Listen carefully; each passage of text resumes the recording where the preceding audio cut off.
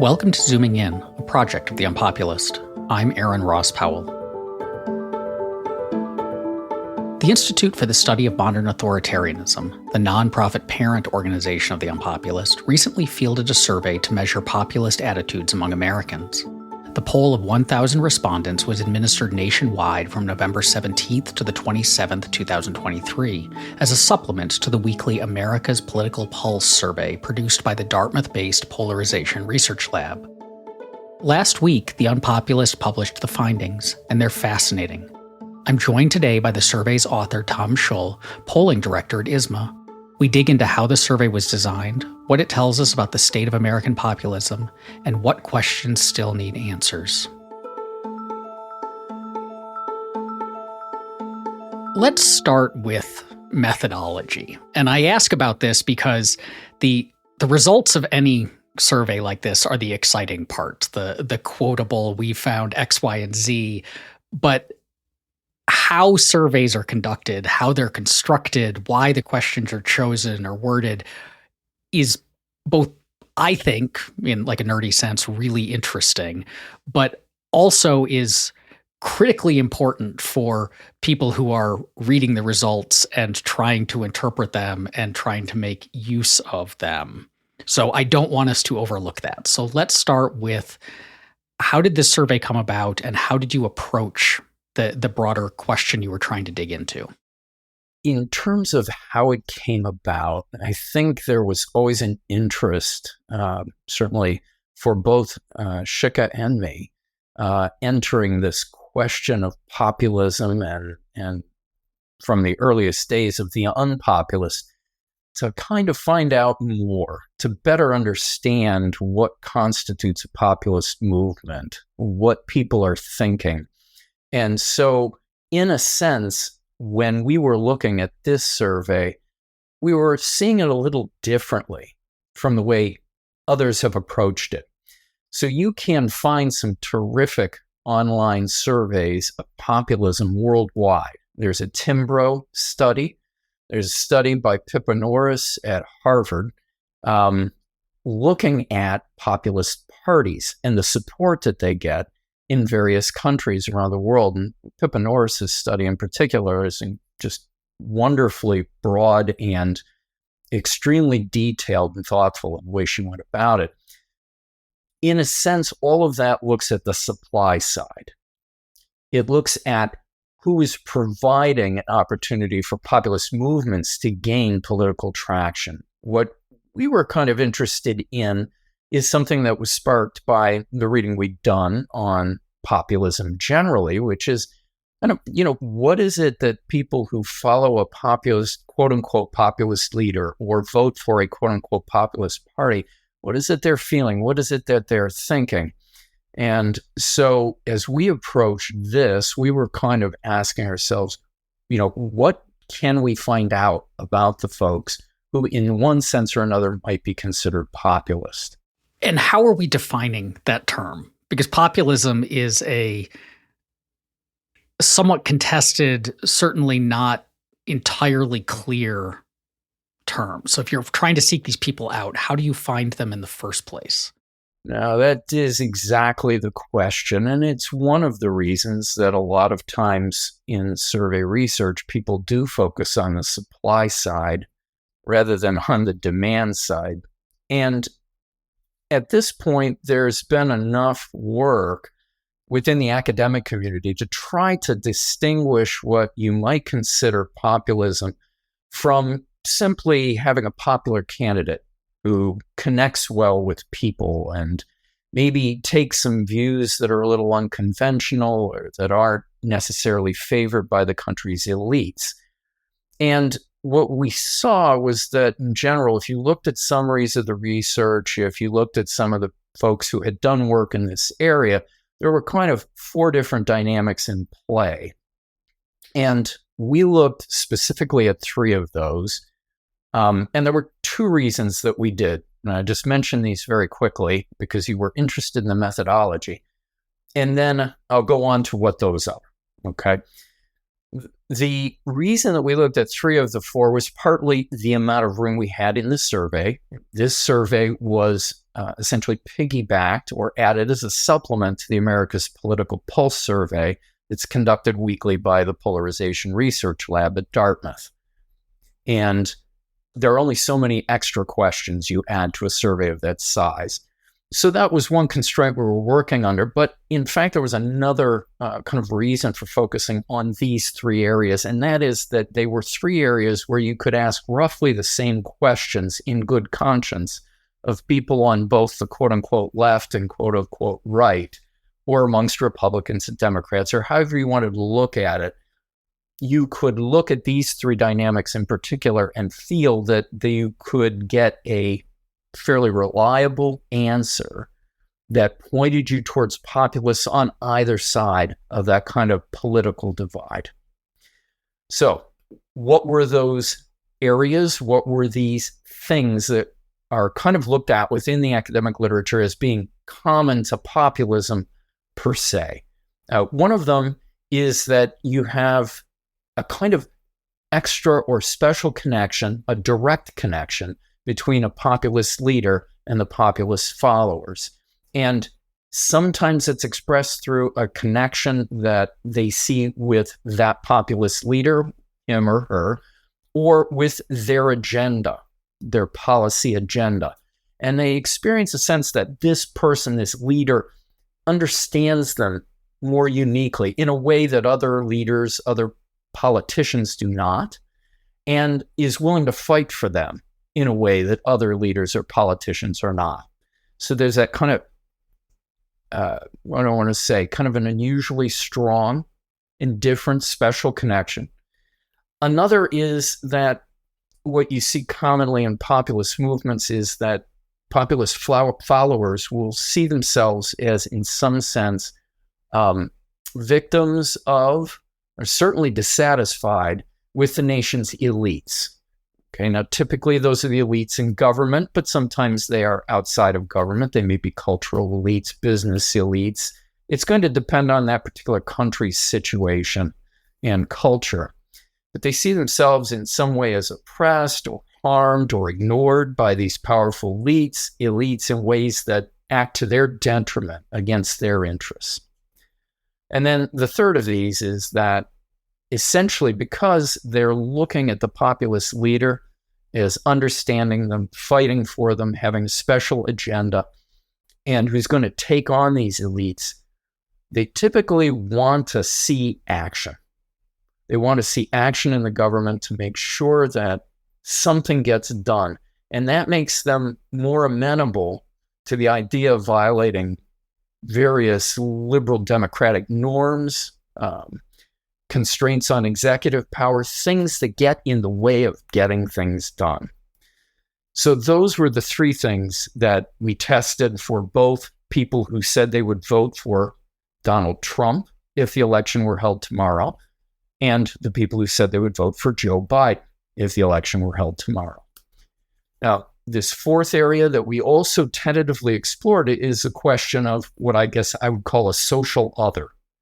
People who members of the populist movement look at askance. They're separate from the elites, and they kind of look at them and they say, you know, these folks, they're getting a good deal where I'm getting a raw deal. They're getting things that maybe should be coming my way, and in many ways, they're other. They're different. They're not real, true, fill in the blank, Americans, Hungarians, whatever it would be. And that other group is going to fluctuate a lot depending on the country, the culture, which side of the political divide you might be on. So when we looked at this, we only tentatively tested people's attitudes towards immigrants in particular, because obviously immigrants had been highlighted in recent years on the Republican/Trump side of the equation. And we're just curious to see what people's views were there. Is populism then typically a feature we find on the right, or is it both left and right? Because when you were like, obviously we can see how Trumpism fits within the characteristics you've outlined. But as you were talking about it, I was also thinking about that, like Occupy Wall Street and Bernie Sanders aspect of the left seems to fit a lot of these characteristics. Yes, absolutely. And in fact, we hope in a next survey, future surveys, that we look at things like the business elites or the wealthy as a potential societal other, because yes, you do see elements of that on both the left and the right. And as we know, we've seen populist movements, certainly what we've considered populist movements in South America that came from the left rather than the right. And even when you look at other movements worldwide, it can come from the left, it can come from the right. You even look at the Bolsheviks, what they did when they came to power during the Russian Revolution. They focused on the kulaks that were kind of small landholders, peasants, and kind of turned them into an enemy of sorts and said, these are the people who are standing in the way of progress. They don't get it. I would say they don't know what time it is, but there was the sense that this was going to be a collective revolution to help the oppressed, and the people who had somehow benefited in ways that they shouldn't, kind of the wealthier peasant landholder, they were the ones with bourgeois values, and they were the ones who needed to be moved aside. So that, you're right. Both the left and the right, we certainly see it on the right as well. So I have one more methodological question before we get to the results. And I should note to people, we'll talk about the results in this conversation, but there's a lot of really interesting stuff in this. So please just head to the UnPopulist and read. Tom's done an excellent and very clear write-up of the survey and how it was conducted and what was found and plans for the future and so on. And I encourage everyone to read that. But the survey looks at Trump supporters and Biden supporters. Those are the groups that you're comparing and looking for the populists among them. And I wondered what the difference is in terms of this survey between a Trump supporter and a partisan Republican, or a Biden supporter and a partisan Democrat, because I could support Joe Biden because I think Joe Biden himself is the bee's knees. I could also support Joe Biden because I'm a Democrat and I support whoever the Democrats nominate, and Joe Biden happens to be that guy. And so is there a meaningful distinction there? And is there a reason you focused on Trump supporters and Biden supporters versus Democrats or Republicans? Yeah, there were a couple of reasons. One of them is that, obviously when you're thinking of populism, some of these dynamics that I just described involve the populist leader. And so if you're asking the question, is Trump a populist leader? Then it seems reasonable to ask the question, is Biden a populist leader? That's part of the comparison you want to do and to see if there's a difference. We guessed there would be a difference moving into this survey, but we didn't know. And we focused on that in part two because Trump has drawn from outside the Republican Party. And we saw that in this survey as well. We saw 10% were independents, 10% of his support were independents, about 77% said they were Republicans. So you had a strong Republican contingent.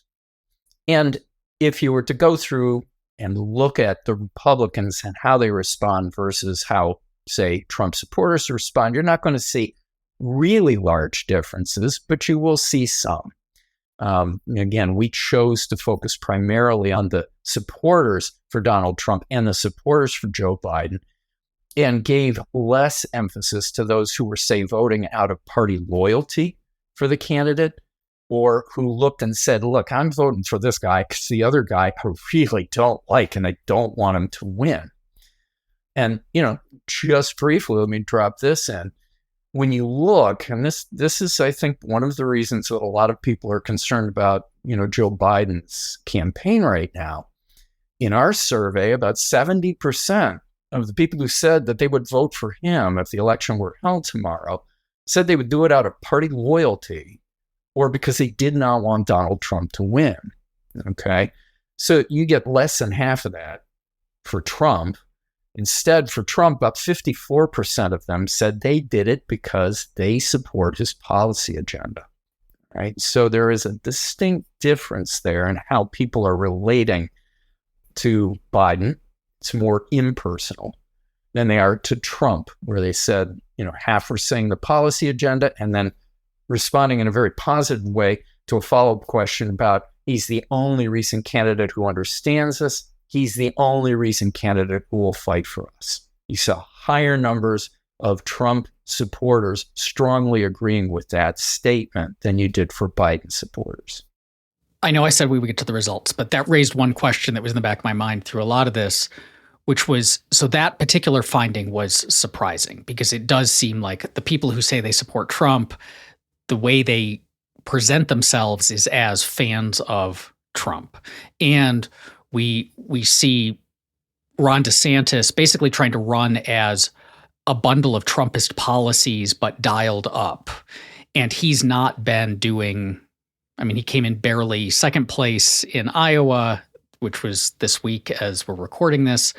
But he's not setting the primaries on fire, right? And so that finding seemed a little bit counterintuitive. And it made me wonder,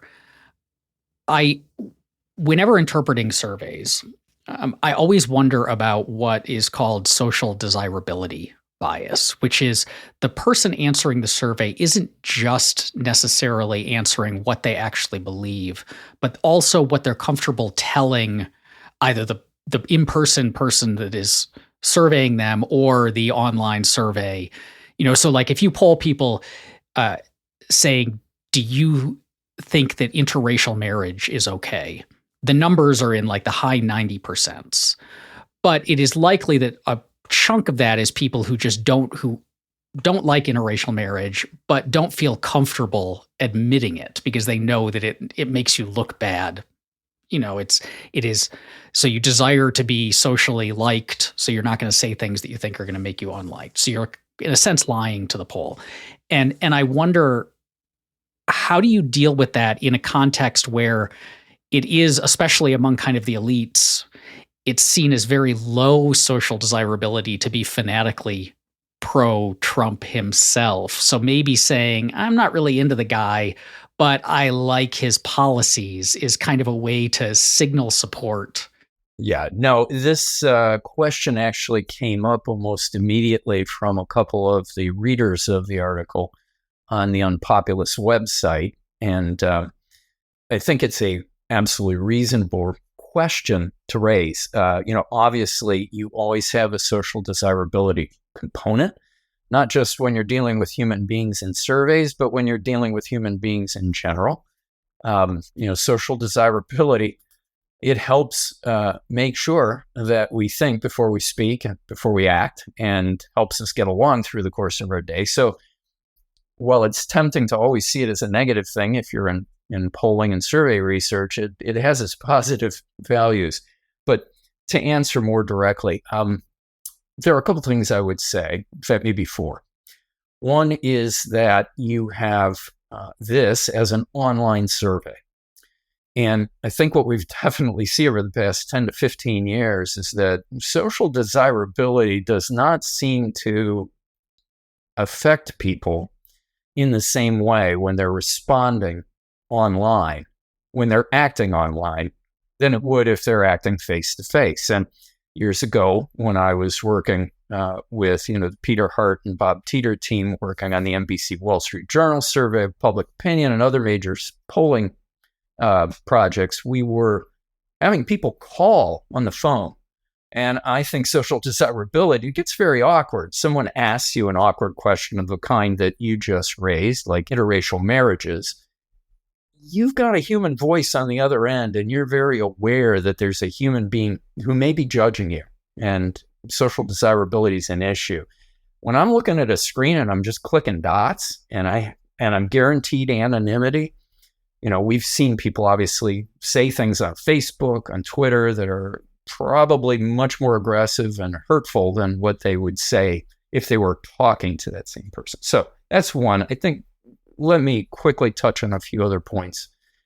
One is that in the literature, you do have scholars saying that the attachment often is expressed as attachment to the agenda, not necessarily the person.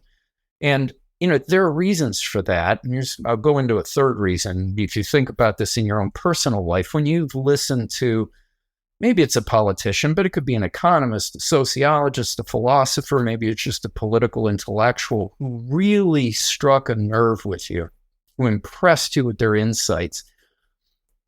If someone were to later ask you if you were moved by them as people or by their ideas, you'd probably say their ideas, especially since they're in the ideas business. But if you reflect on it, you have to, I think, concede that very often there's a personal element, that there is something about the way that person presents their information, the way they think about it, the way they convey it, that also appeals to you strongly.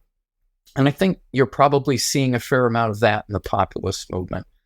And then, of course, remember this, a key part of the populist genius is in choosing a platform, framing issues, finding areas of discontent that have not been addressed before or that have been left unaddressed for a long time. And, I would say that Donald Trump was very perceptive in that regard. He saw that there was kind of a lingering frustration with the way immigration was being handled in America. And if you get right down to it, you saw those same concerns back with Ronald Reagan when he was passing immigration reform. Here we are, 40 years later, and some of those concerns just still had not been quite addressed politically. So that, I think, is part of what you're probably seeing in that area when we see a lot more loyalty to the policy agenda than we do to Trump himself. But again, remember, the people that we qualified as populist followers of Trump are folks who also strongly agreed that he's the only recent candidate who understands people like me and is willing to fight for people like me. And, those were two separate questions. They had to strongly agree with both of them. Thank you. That all makes a lot of sense. So let's then turn to the results. What were the biggest findings of this? And I guess the ones that you found the most interesting or intriguing? Well, I think one thing that jumped out, setting aside the question of how many populists are there and what do they look like, questions that we went into the field to look for. What I was struck by, having, looked at polling survey research in the past that did not have that intention, was that you saw a majority of Trump supporters, and not just Trump supporters, but Biden supporters, expressing a very high level of skepticism of elites in the federal government, whether they were elected officials, which we asked about separately, or whether they were members of the bureaucracy.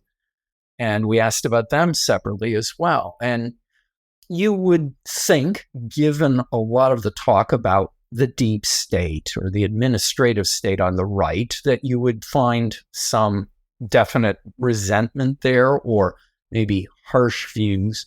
But what we saw was that this was also common amongst Biden supporters, so that you had large majorities essentially agreeing that people amongst our national elected officials were harming the interests of people like me in pursuit of their own self-interest. I mean, it was very direct. It wasn't just saying they're doing a bad job.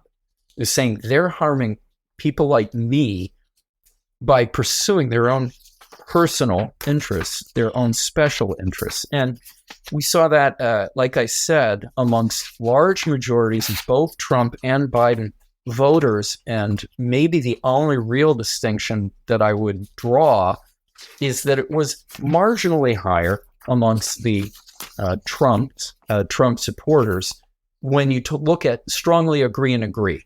Okay, probably the biggest difference was this. A plurality of the Trump supporters strongly agreed, whereas a plurality of the Biden supporters merely simply agreed. Okay, there were many who strongly agreed, but the emphasis was a little bit higher. The passion was stronger amongst the Trump supporters. But, we're talking about, 74% of Americans agreeing that political elites in the federal government are harming the interests of people like me through their own self-interest. And the same thing, we've got, 69% of the American public saying this about bureaucratic elites. I mean, think that maybe just as striking as that was that you had only 4% and 7% of Americans disagreeing or strongly disagreeing with that statement. That's very, very low number who are willing to say, I think that's wrong. That stood out. That to me stood out, separate from the question of Trump and Biden populists. And I think if I'll go ahead and highlight, I think, a couple others. Sure. One is that there was a high degree, higher than I expected to see, of people who were willing to tolerate the idea, essentially, of their preferred candidate, whether Biden or Trump, acting outside the law in order to correct what they perceived as, various wrongs. Okay? And we were careful in this case because, right, one of the populist dynamics that I mentioned to you was this idea of expanding executive power, giving more power so that things get done and the people's will finally gets enacted. So we were asking very directly, how would you feel about that? And talk about social desirability. I went into that with fear and trembling, thinking, who's going to say in a million years that they want their preferred candidate to go ahead and break the law? I mean, holy cow. But in the end, we swallowed hard and just asked the question. So it was something along the lines of, I would trust Joe Biden or Donald Trump as president to decide when to follow the law and when to ignore it to achieve justice. Now that to achieve justice comes from some of the preamble that we place that question. Because we started by saying, look, there have been a lot of people, and we customized the question for the respondent. So if you're a Republican, something along the lines of, we've seen a lot of the enforcement agencies like the Department of Justice and the IRS being used by Democratic Party leaders in Washington, D.C. to target Republican leaders and supporters while protecting their own people. Okay, so we started with that sense of weaponized justice, and we flipped it. Obviously, Democrats heard that Republicans were doing this. And, you've got Hunter Biden going on right now. So there would be people who would recognize that. But the thing that really struck me was, even though we had created this kind of negative scenario where you felt like the other party was cheating and acting outside the law, or at least using partisan influence in the law, you had as many as 47% of Biden supporters agreeing or strongly agreeing that they would trust Joe Biden to go ahead and decide when to ignore the law in order to get things right, to achieve justice. And with Donald Trump, it was around 43%, actually just a little bit less. And so this surprised me. We had one other question along these lines, because we always gave people two ways to kind of qualify as a populist. This was exploratory. We were trying to figure it out. But we also asked, hey, would you trust your candidate to go ahead and just issue an executive order to get something done when Congress is being recalcitrant? It's the other party. It's just not behaving. And you still had larger percentages than maybe you'd like to see say, yeah, just issue an executive order. Get this done. Let's get on with it. And I think that, the high pluralities, that surprised me too. And that, I think, is an issue moving forward. An issue for us. We want to explore that more in our surveys, but I think it's also an issue of sort of public understanding and public education about what's really necessary to maintain liberal democratic norms.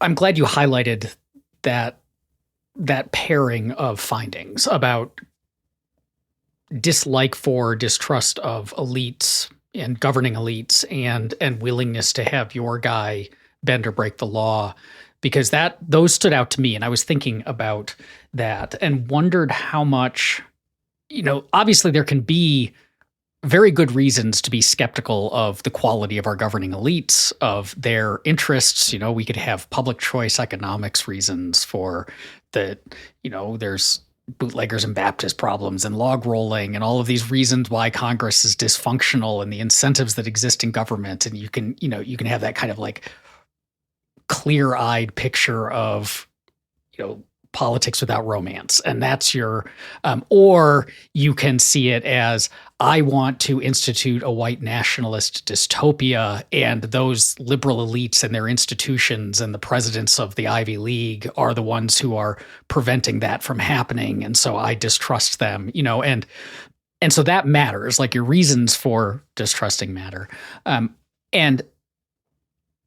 the violating the law one, in a constitutional democracy, we have mechanisms, and even if we really wish the government would do this thing, we can say, but breaking those norms, breaking those rules, overstepping your bounds, even if it fixes the problem right now, can be catastrophic in the medium to long run. But I wonder how much it seems like ours is a culture has become a culture of political overstatement.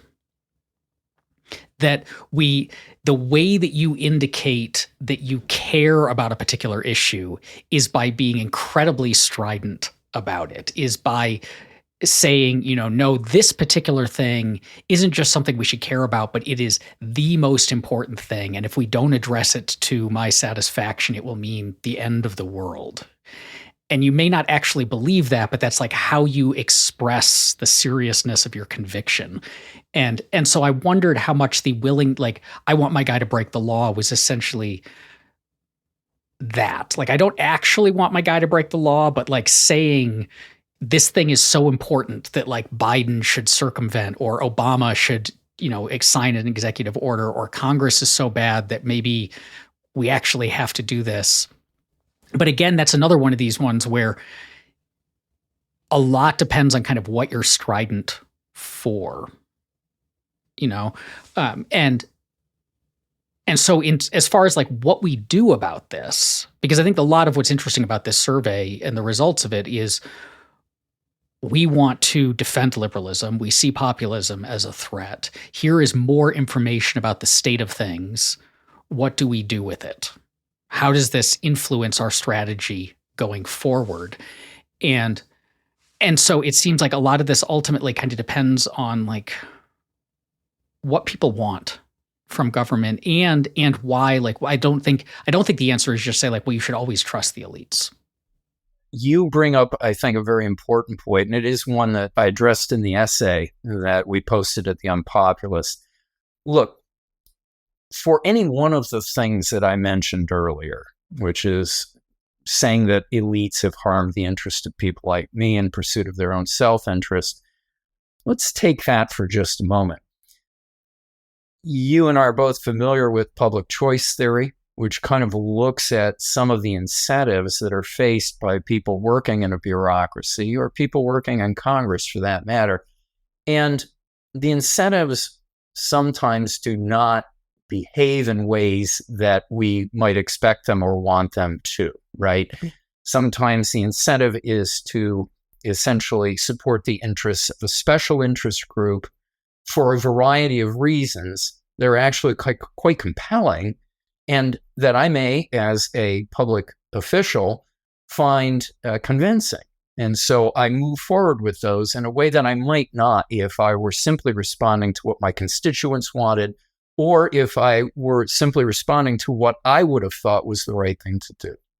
So we know that there is a literature out there that shows this kind of perverse behavior, and yet it does not immediately follow that the people who are engaged in that behavior are like bad people, that they are in some way evil, or that they are malevolent, that they're trying to hurt other people, or that they're just very cynically saying, I don't really care about those rubes out in the flyover states or whatever. We'll just give them the shaft and keep on moving. Is it possible that there are people like that there are Simon Legrees in government? Well, yeah, inevitably, because there are Simon Legrees in the human race. And so you're going to get some of them in government. Maybe you get a few extra because they like the power that it gives them. But as a practical matter, you can hold some of these populist attitudes independently and do so for reasons that are different from a sort of passion that drives you to want to actually go ahead and see the very process of liberal democracy get streamlined and simplified so that an executive can just get things done. And if he has to break a few eggs to make an omelet, so be it. There is a difference. And it's one of the reasons that we went with a very strict definition. We didn't just say that, hey, if you show any one of these attitudes, whether it's towards elites or towards your candidate or towards the law, we're calling you a populist. We didn't do that. We said, what happens for people who exhibit all of those? All of those. And we asked, when it came to questions of passion and feelings about elites, about the candidate, that we looked for a very strong agreement. When it came to the question of breaking the law, we looked for simply an agreement or strong agreement, simply because the effect in that case is the same. But ultimately, that brought down the number of populists that we found considerably. If we had simply just said, look, we're going to toss everybody who exhibits any one of these attitudes into a great big pot, call them populists, then we would have been rounding up a whole lot of people who were essentially expressing concerns that they had, but would not necessarily involve themselves in a populist movement or a populist view of how government should run. I want to highlight one other finding that I thought was really interesting and was one of the starkest contrasts in your results. And that was about what we might call social trust or trust of others. And so effectively and it jumped out at me, was you asked about, what was it? If you've lost your wallet, how likely do you think it is that it will be returned to you? Can you just tell us what the findings on that were? Yeah, absolutely. And in order to do that, I should preface it with a key finding that I have not mentioned yet, and that kind of follows from my last answer. And that is, how many populists did we find? All right. So we found what would be, through a very strict definition that I mentioned earlier, a small number. It represented about 10.3% of Trump supporters we saw as fitting into that populist mold, and we found about 2.5% of Biden supporters fitting into that mold. So it was roughly a 4-to-1 ratio. If you're talking about the actual number of people, it's not quite 4-to-1. If you're looking at in terms of the percentage of support for Trump or Biden, it was a little more than 4-to-1. So about a 4-to-1 ratio. When we look at the question of Trump populists, that 10.3% in particular, we see some interesting things, some striking things.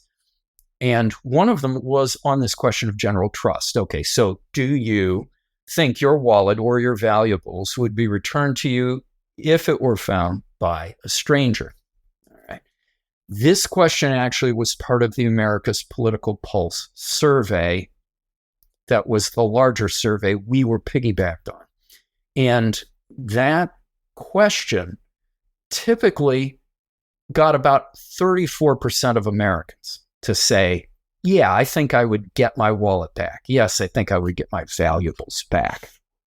When you looked at the Trump populists, only about 16.5%, which is almost exactly 1 in 6, feel they would get their valuables or their wallet back. Now that's interesting. It's less than half the national average.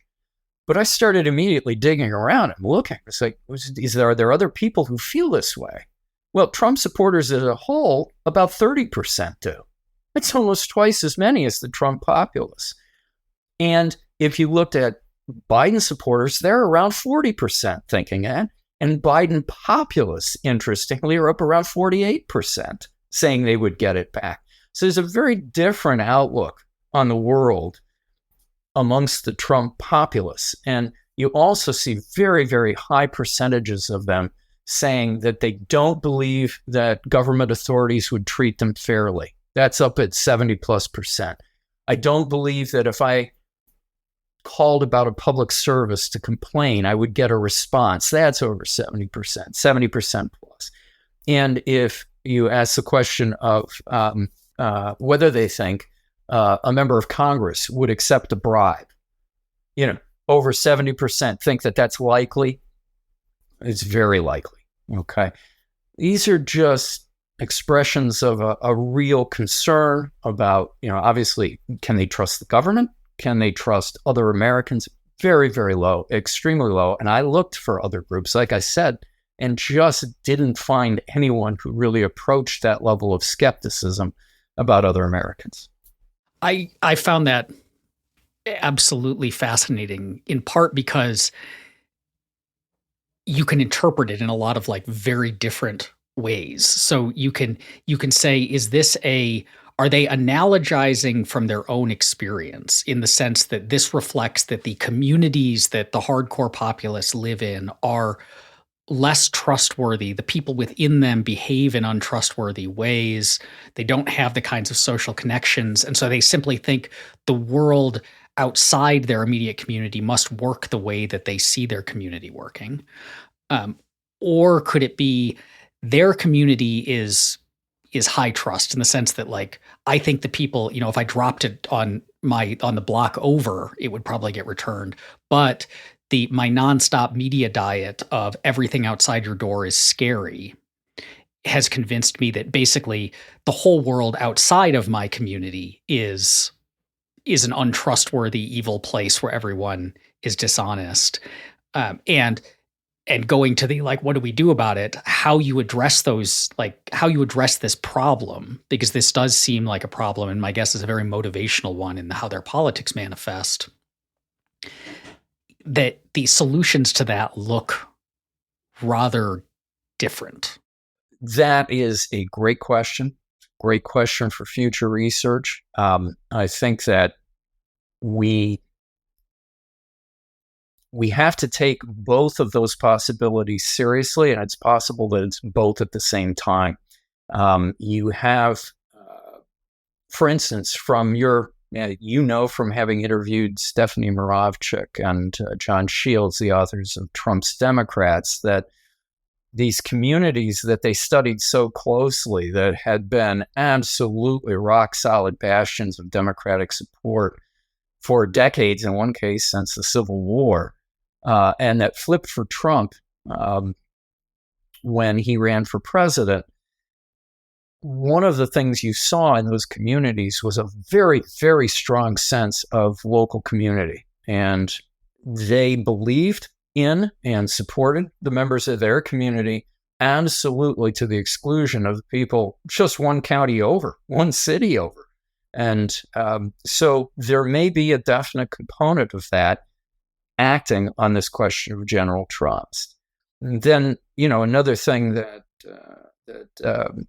Moravchik and Shields found was the sense that many of the folks that they talked to were not necessarily people who had suffered economic loss as a result of changes in the economy over recent decades, but they were, even though they themselves were doing all right, they were in a community and surrounded by people who had been in many ways hurt by that economic change, had not been able to adapt, had seen changes in their economic circumstances. So one could imagine in that special case of those Trump's Democrats that they would have a feeling that they couldn't trust what outsiders would decide about, say, trade policies or keeping manufacturing in America or what have you, even though they could trust the people in their immediate community.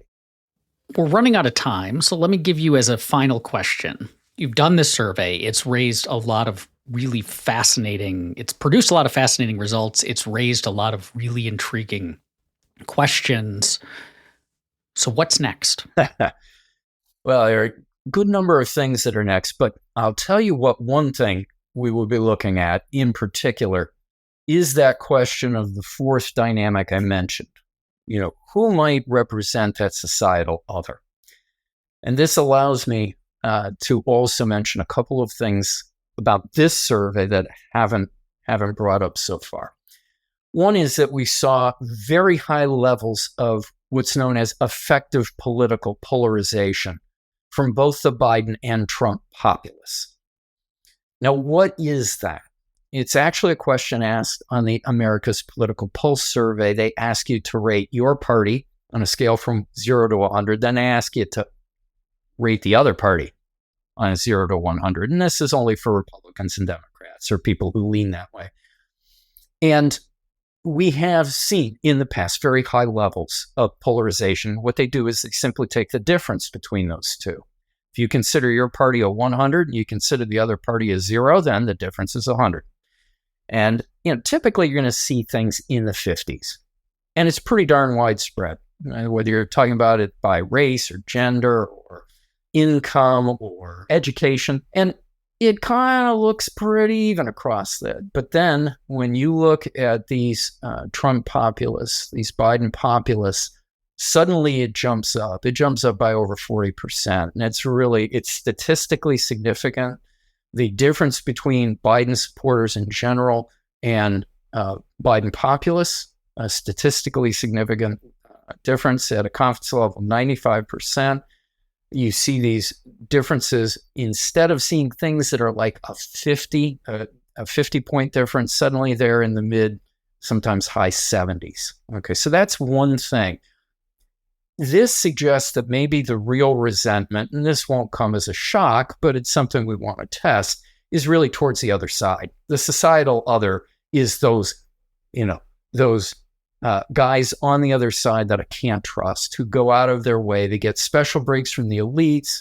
Man, maybe they managed to win an election they shouldn't have won, whatever it would be, or they game the system to make sure that these wealthy guys on the Republican side managed to get all the really good returns in corporate America, whatever it would be. So that, I think, is something we will be looking at. And then part of the reason that I focus on that is because the question we asked on this fourth dynamic about what the societal other might be was about immigrants. And it just came up a dead blank in so many ways. All right. So, here we've been through Muslim travel bans, and we've got red states busing immigrants to blue states. And we have all of this kind of frustration or resentment over this issue. And then we ask people, well, would you generally agree that immigrants take jobs from American workers? 22% of Americans agreed with that, just 22. Immigrants weaken the American economy, reducing our wealth, just 18%. Immigrants reject core American values, 17%, next to nothing, all right? And we had 50% saying we just don't agree with those statements at all, and do not agree that this problem with undocumented immigration that we see is actually intentional, that, our political elites have been letting this go on for a long time. Why? Because they really kind of want it to happen. But let me just talk briefly, because this was an interesting finding. Biden supporters were even lower on this anti-immigrant thing. Trump supporters, though, were not particularly high in general. All right, 33%, 27%, 29% agreed with that. But you would consider that an overwhelming loss if that were an election, and that's all the votes it got. The place where you saw this much stronger difference was in this question of whether the political leaders in Washington, D.C. have intentionally failed to reduce undocumented immigration. 67% of Trump supporters said yes. And that's the same group that basically didn't agree with the negative statements about immigrants on balance. Only 14% of them said all three of those things that were negative that I mentioned earlier. Now, when you go to Trump populists, suddenly 50% are agreeing with those things. 94% agree that our political leaders have been intentionally letting undocumented immigration go on. So we do have a sense as you talk about what we will do moving forward to the next poll, that we're on to something, that these academic definitions do have some traction. They have some grip. What we see is more of what we expected to see than we would see if we just looked, say, at a Trump supporter or Biden supporter on their own. We see a much stronger sort of version of that. At the same time, we're not seeing the kind of caricatured cartoon version of resentment, say, against immigrants for all of the debates that we've had. So the suspicion then is that societal other, it just may be us. We've seen the enemy and he is us, right? And that will be something we'll be looking at. We'll also be trying to look at the question that came up earlier, which is, why are we getting so many people essentially saying, yeah, I'm okay with my guy violating the law. That's all right. Questions like that, attitudes towards business and cultural elites. I think that question of whether or not people are comfortable with seeing the political parties weakened, the media weakened, other mediating institutions. Those are the things that we'll be looking at next time around. Thank you for listening to Zooming In at the UnPopulist. If you enjoy this show, please take a moment to review us in Apple Podcasts. And also check out Reimagining Liberty, our sister podcast, The UnPopulist, where I explore the emancipatory and cosmopolitan case for radical social, political, and economic freedom. Zooming In is produced by Landry Ayers and is a project of The UnPopulist.